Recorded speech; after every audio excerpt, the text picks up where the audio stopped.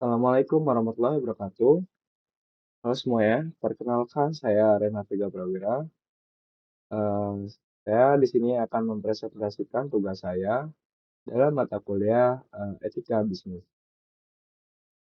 Oke, sebelumnya perkenalkan nama saya Renat Vega Prawira, NPM saya 224111104. Saya dari kelas manajemen 22B. Oke, saya di sini akan menjelaskan materi etika bisnis tentang pengantar teori etika bisnis. Pengantar teori etika bisnis memperkenalkan prinsip-prinsip moral dan perilaku yang relevan dalam konteks bisnis.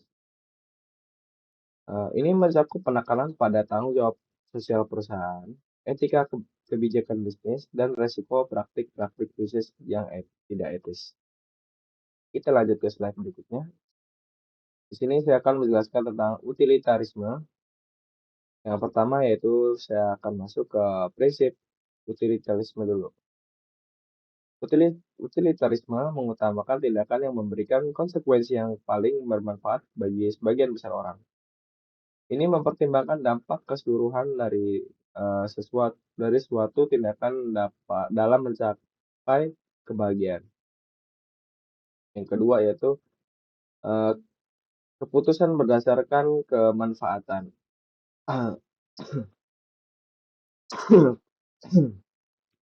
Konsep utama utilitarisme adalah memilih solusi yang memberikan manfaat terbesar bagian dari jumlah orang terbanyak, tanpa memandang individu secara khusus. Ketiga yaitu nilai-nilai utilitarisme.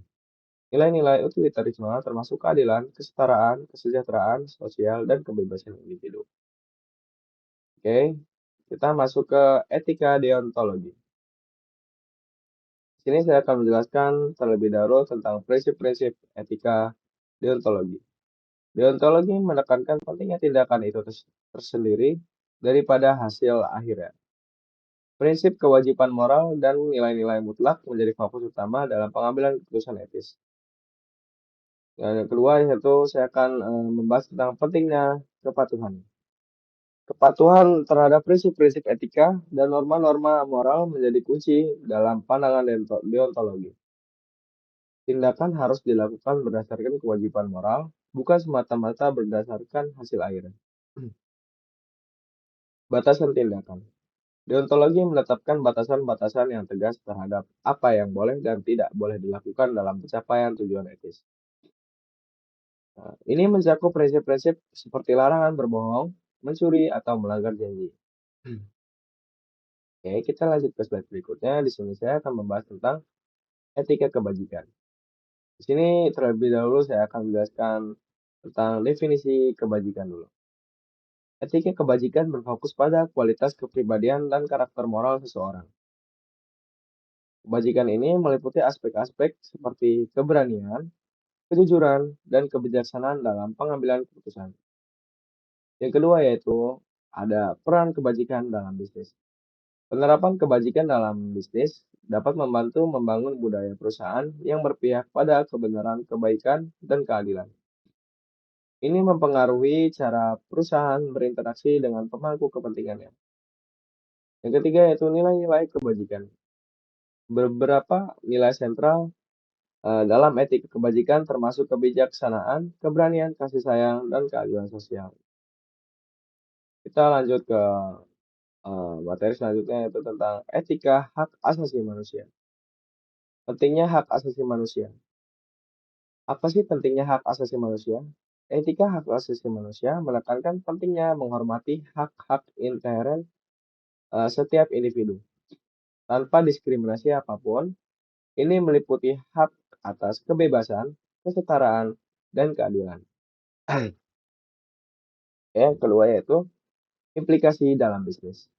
Dalam konteks bisnis, menghormati hak asasi manusia berarti memastikan perlakuan adil, kondisi kinerja yang aman, dan mematuhi standar hak asasi manusia global.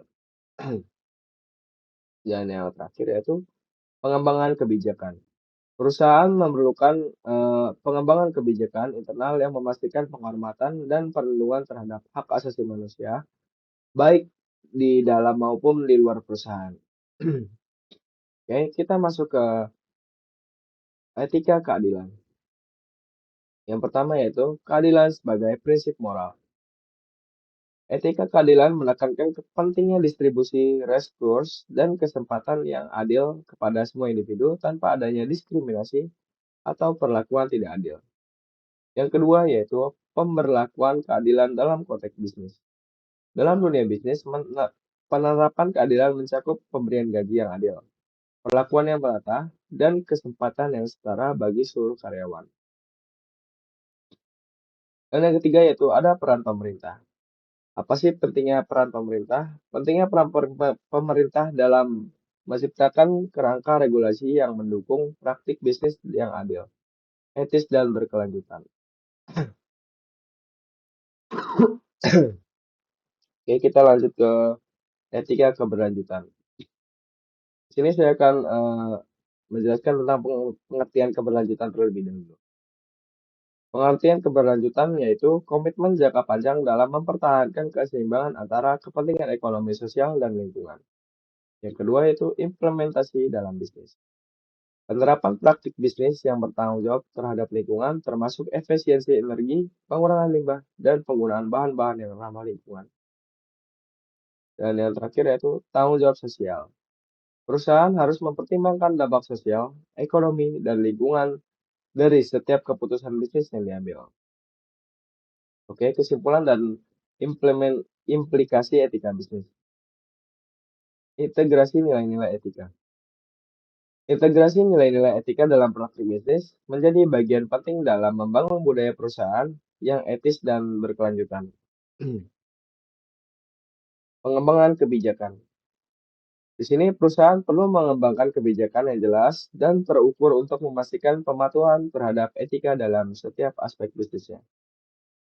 Dan di sini dampak positif bagi stakeholder. Implementasi dalam etika yang kuat dapat memberikan dampak positif bagi seluruh pemangku kepentingan perusahaan, termasuk karyawan, pelanggan, dan masyarakat luas. Mungkin itu saja yang bisa saya sampaikan dari materi tersebut. Saya pamit undur diri. Selamat berjumpa lagi. Wassalamualaikum warahmatullahi wabarakatuh.